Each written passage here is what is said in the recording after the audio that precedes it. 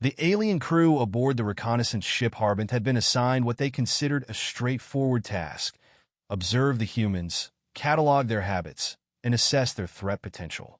The Kreshel, a highly advanced species, had long evaded the attention of other intelligent life by remaining in the shadows, ensuring their continued survival against predators.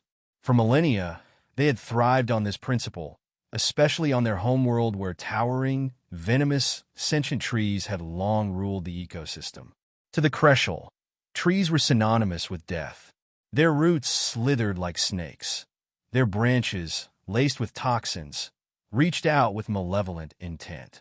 Worst of all, their spores infiltrated the minds of nearby creatures, enslaving them to serve the forest hive. For the Kreshel, the very idea of willingly standing near a tree, much less inviting one into your home, was sheer lunacy. And yet, here they were, their shimmering, opalescent eyes fixated on the human domicile below. It was winter in this particular region of Earth, and the humans were engaging in what the reconnaissance team assumed was a form of ritualistic preparation for the arrival of a predator or overlord. "It's confirmed," whispered investigator Thursil, his long, insect-like antennae quivering in disbelief. "They've brought the tree inside." All three of the Kreshel huddled closer to the observation screen, their sleek, chitinous exoskeletons glimmering under the soft lights of the control room. The tree, an evergreen species with dense foliage, stood proudly in the center of the humans' communal room, its base secured in what appeared to be a vessel of water. They're surrounding it with, what is that? Offerings? Trinkets? What are they doing? Muttered operations specialist Frene K. Small boxes adorned in bright wrappings and shimmering bows were being carefully placed at the base of the tree by the humans. The youngest of them, a small female, clapped her hands with delight as she added another package to the growing pile. The adult male of the group, larger and muscular, adjusted something at the apex of the tree, which appeared to be a star-like object. "This is mind control," Thursil declared with certainty. "The spores must have infiltrated their minds. They're appeasing the tree to avoid being consumed." The group fell silent as the humans completed their arrangements. Soon, the family dispersed from the room, leaving the glowing tree alone. "I don't like this," said Frene K. "Not one bit. If the trees on this planet have evolved to enslave their inhabitants, we must warn the council immediately." "Wait," interrupted Commander Carveth, the leader of the group. "They're doing something else. Look." The screen shifted to show the humans gathering outside in the snow.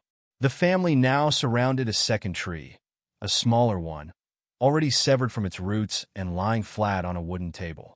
The adults appeared to be cutting into it, extracting some sort of viscous liquid. "They're draining its blood," Thursil said in a horrified tone. The humans seemed jubilant, spreading the extracted liquid onto a surface where it began to harden in the cold air. The smallest human licked her fingers with unrestrained joy. "What are they doing?" Frene K whispered, his antennae trembling.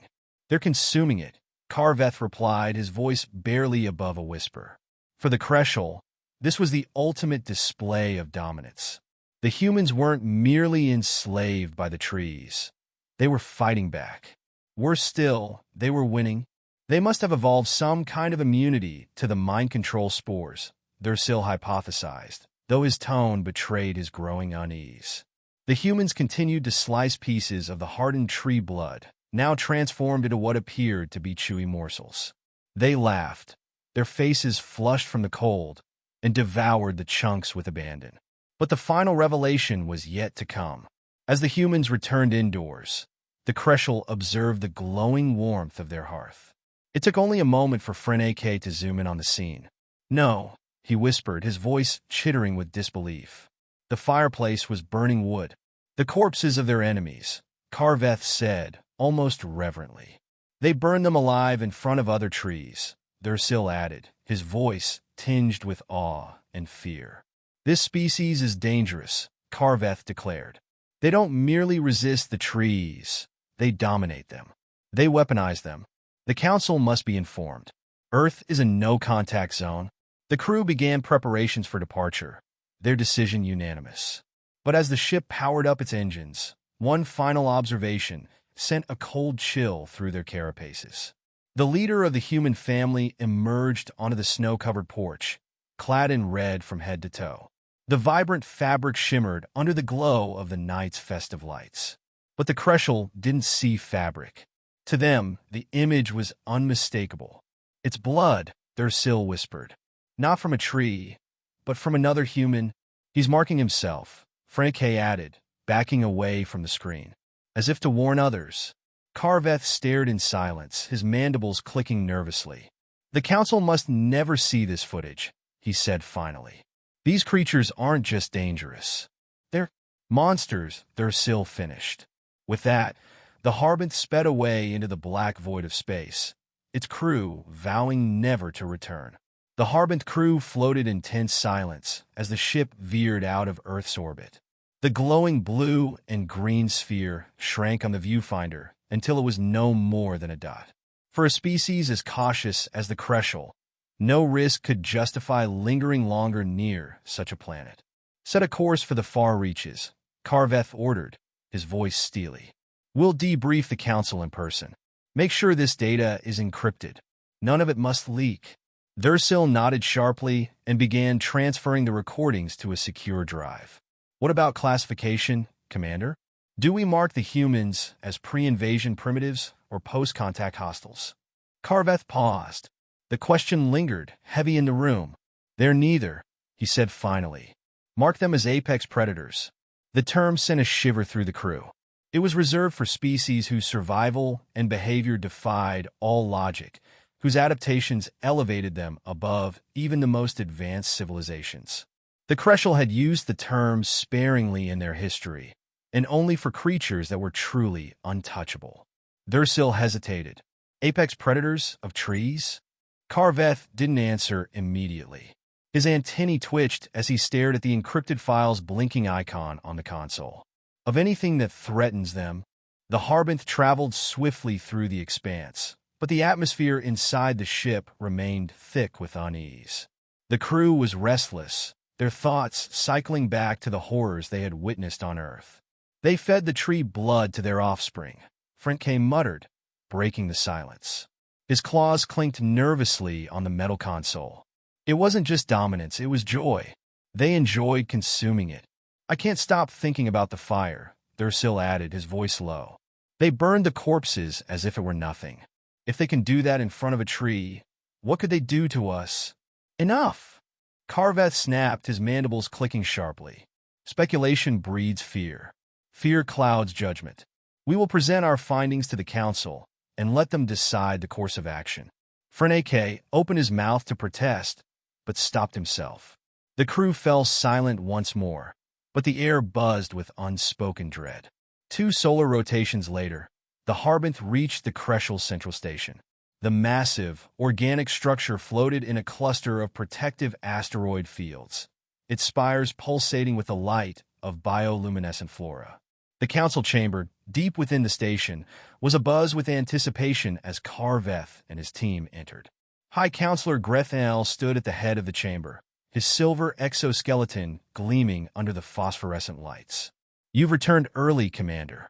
Were the humans as insignificant as we suspected?" Karveth's antennae flattened slightly, a gesture of discomfort. "No, Counselor. They are far more complex than we anticipated." He signaled Dursil, who stepped forward and activated the projection. The chamber darkened as the recordings from Earth began to play. The council watched in stunned silence as the humans brought the tree inside their home, adorned it with lights and offerings, and left it standing unguarded. They murmured nervously as the footage shifted to the humans extracting the blood from the fallen tree and consuming it. Audible gasps filled the chamber when the fireplace scene appeared, flames devouring the logs as the humans basked in its warmth. When the final scene showed the human in red stepping outside, the murmurs turned to panicked chittering. "This cannot be real," one counselor hissed. "They didn't just tolerate the trees. They dominate them," another exclaimed. "Counselors, please," Karveth interjected, raising his voice over the commotion. "We must be rational." Grethel clicked his mandibles, silencing the room. "Explain, Commander. What are we witnessing?" Karveth took a steadying breath. The humans have developed rituals and practices that render them immune to the threats posed by these trees. More than that, they have turned the trees into resources, tools to be shaped, controlled, and even destroyed at will.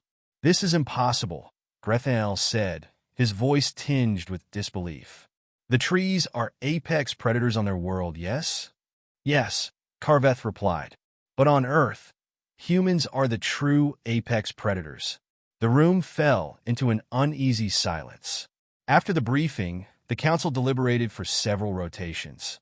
When the decision finally came, it was relayed to the Harbinth crew with chilling clarity. All crucial activity on Earth is to cease immediately, Grethael declared. The humans are to be left undisturbed. No interaction, no observation, and above all, no technology transfers. This species is to be treated as a Class Omega threat. The declaration sent ripples of alarm through the fleet. A Class Omega threat designation was rare and absolute, indicating that the species posed an existential risk to all who crossed their path. Back aboard the Harbinth, the crew prepared to leave Crucial Space for a long-term reconnaissance mission in another sector. Yet, despite the Council's decree, Thursil couldn't help himself. Late one cycle, while the others were in stasis, he replayed the footage one last time. His gaze lingered on the human in red. Something about the way he moved, the confident stride, the strange facial expression, was it a grin? Unnerved him. Thursil paused the footage and leaned closer. His mandibles twitched as he noticed something he hadn't before, a small cluster of children standing at the human's feet, their faces smeared with red. It wasn't just the leader. The others had joined in the ritual. His claws hovered over the console. For a moment, he considered erasing the data entirely. But he didn't. Instead, he encrypted it further, burying it deep within the Harbinth's archives. As he sealed the file, a single thought echoed in his mind. We were wrong to observe them. We should never have looked. Thursil sat in the dim light of the Harbinths. We should never have looked, he muttered under his breath, replaying the moment the human family gathered around the glowing tree once again. But the same scene that terrified him also ignited a strange, inexplicable urge to see it up close. The door to the chamber hissed open, and Frene entered, his antennae twitching nervously. You're still watching it, aren't you? Thursil didn't respond immediately. His gaze was locked on the screen, now paused on the human in red. Frene, don't you want to know why? Why what? Frene snapped, his voice sharper than intended. Why they burn trees in their own homes. Why they drink their blood. Why they drape themselves in the colors of death. No, Thursil, I do not want to know. I want to leave this cursed system and never think of these creatures again. Thursil turned to face him, his translucent eyes gleaming faintly in the dark. Don't you see? That's exactly why we need to understand them. Everything they do defies reason. Their rituals, their behavior. It's madness. But there's a method to it, a logic we can't grasp from up here. We don't need to grasp it, Frene said, taking a step back. The Council has already decided. Earth is a no-contact zone. The Council is afraid, just like you. Thursil stood, his claws clicking softly against the floor. But fear is a poor teacher. I'm going to propose an expedition. Frene froze, his mandibles quivering in disbelief. You can't be serious. The Council would never approve it. They don't have to know. Thursil's plan was reckless, bordering on suicidal. The Harbinth had been scheduled to leave the Sol system within 3 rotations, but its proximity to Earth provided a narrow window of opportunity. Under the guise of performing system calibrations, Thursil quietly adjusted the ship's trajectory to position it closer to the planet's surface. Carveth, occupied with preparing the crew for their next mission, didn't notice the subtle course adjustments until it was too late. What is the meaning of this? Carveth demanded as the Harbinth drifted into low orbit above a sprawling human settlement. It's an investigation, Thursil replied calmly, his claws moving deftly over the console. I believe we need to gather more data to fully understand the humans. A closer look. A closer look? Carveth's mandibles clicked furiously. You've disobeyed a direct order from the Council. I disobeyed in order to save us all from ignorance, Thursil said, his voice cold and measured. Look down there, Commander. Look at them. Karveth hesitated, his compound eyes drawn to the live feed of Earth's surface. The settlement below was bustling with activity despite the falling snow. Humans moved in every direction, carrying bundles of what appeared to be wrapped offerings. Bright lights adorned their buildings, and the air shimmered with some strange, unidentifiable energy. "It's not chaos," Thursil continued, gesturing to the screen. "It's something else? Coordination? Celebration? Perhaps? We need to understand what it means." Karveth's antennae twitched in frustration. "You're going to get us killed, Thursil.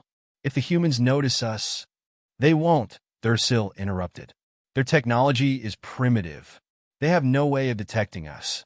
And if they do," he trailed off, his gaze hardening, "then we'll learn how they react." The Harbith's stealth pod detached under the cover of night, carrying Thursil and Frenike toward the surface. Karveth had reluctantly approved the mission, though he had made it clear that any mishap would fall squarely on Thursil's carapace. The pod landed in a densely wooded area outside the human settlement. The trees loomed ominously, their skeletal branches reaching skyward like claws. Frenike shuddered as he stepped out onto the snow-covered ground. "This feels wrong," he whispered, his antennae trembling. "Why are we doing this? Why are we even here?" "Because we need to see it," Thursil replied, his voice steady despite his own unease. "We need to witness their rituals firsthand." The two crept through the forest, their translucent forms blending seamlessly with the shadows. As they approached the edge of the settlement, the glow of lights and the hum of human activity grew stronger. They paused at the base of a large dwelling, peering through the window. Inside, a group of humans had gathered around another tree, this one larger and even more elaborately adorned than the last. The air inside seemed heavy with warmth and an intangible energy that neither alien could identify. "What are they doing now?" Frenike asked, his voice barely audible. "Wait," Thursil whispered, his gaze fixed on the scene. The humans were singing. Their voices blended in harmonious tones, their expressions serene and joyous. The smaller ones danced around the tree, while the adults exchanged small objects wrapped in colorful material. And then, to the aliens' horror, the humans began tearing the wrappings apart with their bare hands, revealing objects within. "They're unsealing the offerings," Frenike murmured, his antennae rigid with fear. "No," Thursil corrected, his voice trembling. "They're consuming them. Look at their faces. They're feeding off the ritual itself."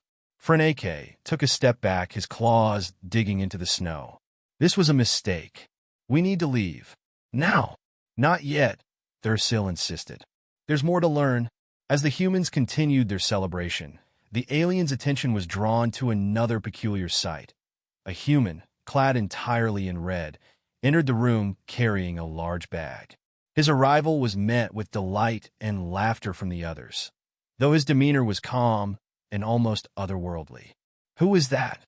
Frenike asked, his voice quivering. Thursil's compound eyes narrowed. "A leader, perhaps, or a figure of reverence." The human in red began distributing objects from the bag, handing them to the others with a smile. The aliens watched in silence, their unease growing with every moment. And then the human turned toward the window, his gaze seeming to fix directly on the two intruders. Thursil froze. Frenike let out a sharp, panicked click. "He sees us," Freya hissed, backing away. "Thursil, he sees us." "Impossible," Thursil whispered, though his voice betrayed his doubt. The human in red raised a gloved hand and tapped the side of his nose, a gesture that neither alien could comprehend. But the intent was clear. "We're leaving," Frenike said, grabbing Thursil's arm. "Now." For once, Thursil didn't argue. They retreated into the woods, their steps hurried and frantic. Behind them, the glow of the human settlement grew dimmer, but the unease in their chitinous shells only deepened. Back aboard the Harbith, Thursil reviewed the footage in silence. The human in red had stared directly at the camera. That wasn't coincidence, he murmured to himself. Frenike, pacing nervously nearby, stopped to glare at him. "We never speak of this again." "Agreed." Thursil didn't respond. His gaze lingered on the screen, where the human in red still smiled, his hand raised in that enigmatic gesture. Something about it chilled him to his core.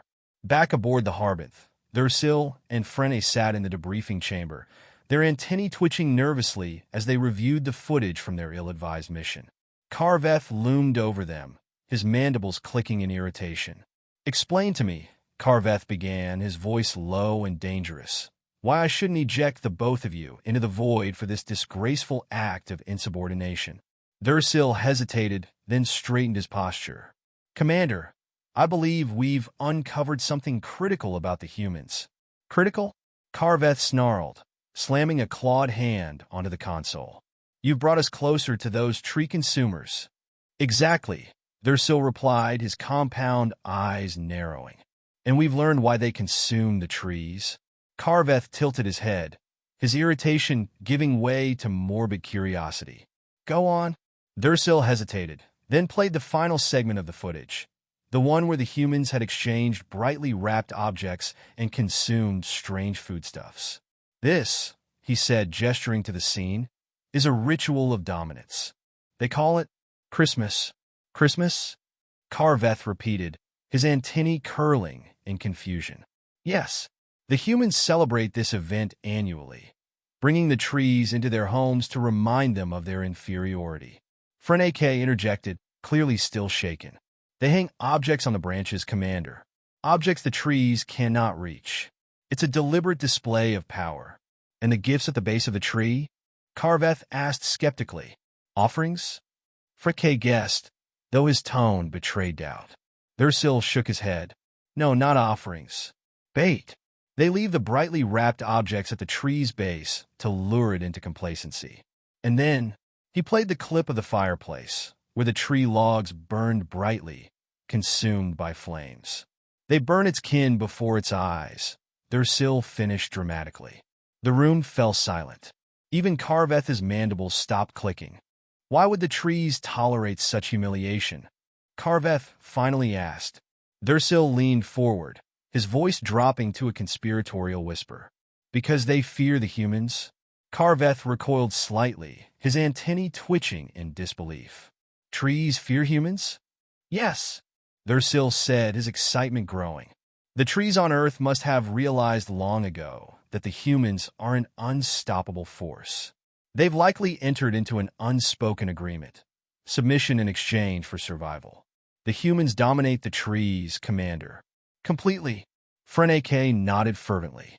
"And when the trees try to resist, you saw it yourself. They consume the tree's blood and weaponize its remains." "And what of the human in red?" Carveth asked, still skeptical. Thursil's expression darkened. "He is their enforcer, their executor. The humans send him to remind the trees of their place. His bright red uniform is symbolic, a warning to all who oppose the human empire. Look at what we've done, it says. Do not test us." Carveth rubbed his mandibles together, clearly uneasy. "And the small ones? The human offspring?" "Training," Frene replied, his tone grim. "They expose their young to these rituals early, ensuring that each generation understands the importance of maintaining dominance over the trees." Carveth stared at the screen, watching as the human children gleefully danced around the tree. He shuddered. "This is no ordinary species," he muttered. "Exactly," Thursil said, his voice heavy with conviction. "We've seen only a fraction of what they're capable of. If they can subjugate the apex predators of their own world, imagine what they could do to us." Carveth sank into his chair, his antennae drooping. "The Council must be informed. The humans are far more dangerous than we realized." Thursil nodded. "We should ensure their classification is updated to include their true capabilities." The Council was less than pleased to receive yet another report from the Harbith, especially one riddled with what appeared to be wild speculation. Dominating trees? Rituals of fire? A red enforcer? High Counselor Greth L. read the report aloud, his tone dripping with skepticism. "Are you seriously suggesting that the humans have entered into a pact of submission with their flora?" "Yes, Counselor," Thursil said, his voice unwavering. "We've reviewed the footage extensively. The humans have turned the trees of their world into tools, entertainment, and even sustenance. Their power is unmatched. Power. Grethanael snapped. They're primitives. Primitives who defeated their planet's apex predators, Dursil countered. Counselor, if they can bend sentient, mind-controlling flora to their will, what chance do we have? Grethanael opened his mandibles to argue, but stopped short as the projection played the clip of the human in red. The room fell silent as the image lingered on his enigmatic smile and the children smeared in what appeared to be blood. This Christmas, is it an isolated event? Another counselor asked nervously. No, Frenique replied solemnly. It happens every solar rotation. The counselors exchanged uneasy glances. In the end, the humans' classification was updated to include a new designation. Planetary dominators, floral subjugators, apex omnivores. The Crescel declared Earth a permanent no-contact zone, with one final warning etched into the record for any future species that might consider interaction. Humans have tamed the trees of their world, fed on their blood, burned their bodies, and celebrated their conquest without fear. Approach at your peril. The council then sealed the report, but not before Grethanael muttered under his breath. By the spores, I hope they never leave that planet.